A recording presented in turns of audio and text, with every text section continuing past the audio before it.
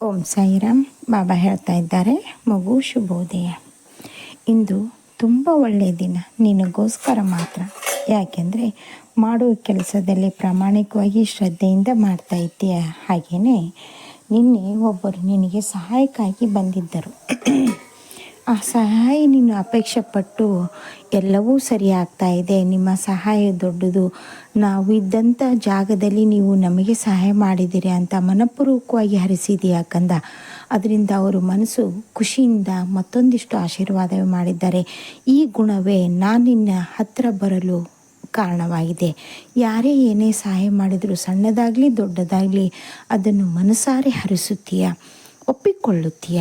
ಹಾಗೆಯೇ ಕೆಟ್ಟದ್ದೇ ಮಾಡಿದ್ರೂ ಅವರ ಕರ್ಮಫಲದ ಅನುಸಾರವಾಗಿ ಮಾಡಿದ್ದಾರೆ, ಅದರಿಂದ ನಮಗೆ ಒಳ್ಳೆಯದಾಯಿತು ಅಂತ ಅದಕ್ಕೂ ನೀನು ಒಳ್ಳೆಯದನ್ನೇ ಬಯಸುತ್ತೀಯ. ಹೀಗೆ ಮಾಡೋದ್ರಿಂದಲೇ ನೀನು ನನ್ನ ಹತ್ತಿರ ಬರಲು ಸಾಧ್ಯವಾಗಿದೆ. ಚಿಂತೆ ಮಾಡಬೇಡ. ಈ ಗುಣಗಳನ್ನು ನೀನು ಶಾಶ್ವತವಾಗಿ ನೆಲೆಯುವುದಟ್ಟು ಮಾಡಿಕೊ.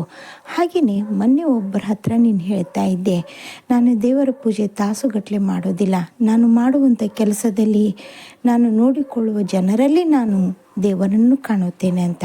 ಆ ದೇವರನ್ನು ಕಾಣುವಂಥದ್ದು ನಿನ್ನ ಮನಸ್ಥಿತಿ ಯಾವ ರೀತಿ ಇರುತ್ತದೋ ಅದೇ ರೀತಿ ನಾನು ನಿನಗೆ ಬಂದು ಆಶೀರ್ವಾದ ಮಾಡುತ್ತೇನೆ. ಚಿಂತೆ ಮಾಡಬೇಡ. ಹಿಡಿದಂಥ ಕೆಲಸ ಎಲ್ಲವೂ ಸರಳವಾಗಿ ಆಗುತ್ತದೆ. ಬ್ಯಾಂಕಿನ ಕೆಲಸ ಆಗ್ತಾ ಇಲ್ಲ ಅಂತ ಯೋಚನೆ ಮಾಡ್ತಾ ಇದ್ದೀಯಲ್ವ, ಸೋಮವಾರ ಅನ್ನೋದರಲ್ಲಿ ಎಲ್ಲವೂ ಕ್ಲಿಯರ್ ಆಗುತ್ತದೆ. ನಿನಗೆ ಕೊಡಬೇಕಾದಂಥ ದುಡ್ಡು ಬಡ್ಡಿ ಸಮೇತವಾಗಿ ಕೊಡುತ್ತಾರೆ. ಹಾಗೆಯೇ ಒಬ್ಬರು ಮಾತ್ರ ನಿನಗೆ ಮೋಸ ಮಾಡಿದ್ದಾರೆ ಕಂದ. ಆ ಮೋಸಕ್ಕೆ ಪ್ರತೀಕಾರವಾಗಿ ಅವರಿಗೆ ತೊಂದರೆ ಮಾಡಬೇಡ, ಆದರೆ ಆ ತಪ್ಪನ್ನು ಅರ್ಥ ಮಾಡಿಸಿದಾಗ ಮಾತ್ರ ಎಲ್ಲವೂ ಸರಿಯಾದ ದಾರಿಯಲ್ಲೇ ಹೋಗುತ್ತದೆ. ನೀನು ಶಿಕ್ಷೆ ಕೊಡಬೇಡ. ಶಿಕ್ಷೆ ಕೊಡಲು ನೀನು ಅದಕ್ಕೆ ಸರಿಯಾದ ರೀತಿಯಲ್ಲಿ ಅವರಿಗೆ ತಿಳಿಸಿ ಹೇಳೋ ಪ್ರಯತ್ನ ಮಾಡಿದರೆ ಸಾಕು. ನೀನೇ ಹೇಳುತ್ತೀಯ, ಮನುಷ್ಯ ಮಾಡೋದು ತಾತ್ಕಾಲಿಕ, ದೇವರು ಮಾಡೋದು ಶಾಶ್ವತ ಅಂತ. ಹಾಗೆಯೇ ನಾನು ಶಾಶ್ವತವಾದ ಅವರಿಗೆ ಬುದ್ಧಿ ಕಲಿಸಲೆಂದೇ ಬರ್ತಾ ಇದ್ದೇನೆ. ಯೋಚನೆ ಮಾಡಬೇಡ.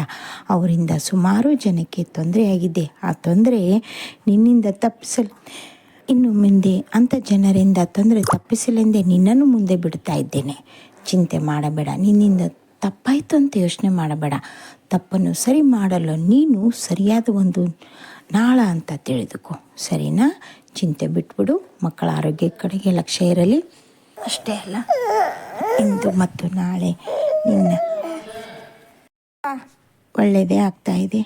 ಹಾಗೆಯೇ ನಾನು ಮೊದಲೇ ಹೇಳಿದಾಗೆ ಇವತ್ತು ಮತ್ತು ನಾಳೆ ನಿನಗೆ ಒಂದು ಕೆಲಸಕ್ಕಾಗಿ ಆಹ್ವಾನ ಮಾಡ್ತಾ ಇದ್ದಾರೆ ಕಂದ. ಇಲ್ಲ ಅನ್ನೋದೇ ಒಪ್ಪಿಕೋ. ಅದು ಚಿಕ್ಕ ಕೆಲಸ ಆದ್ರೂ ಮುಂದೆ ಅದರಿಂದ ದೊಡ್ಡದಾಗಿ ನಿನ್ನ ಮನ ಪರಿವರ್ತನೆಯಾಗಿ ನಿನ್ನ ಆರ್ಥಿಕ ಸಮಸ್ಯೆಯೂ ಕೂಡ ಬಗೆಹರಿಯುತ್ತದೆ.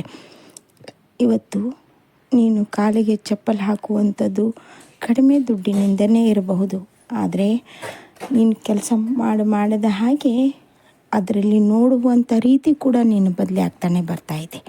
ಶುಭ ಸಮಯ ಬಂದಾಗಿದೆ. ಚಿಂತೆ ಮಾಡಬೇಡ.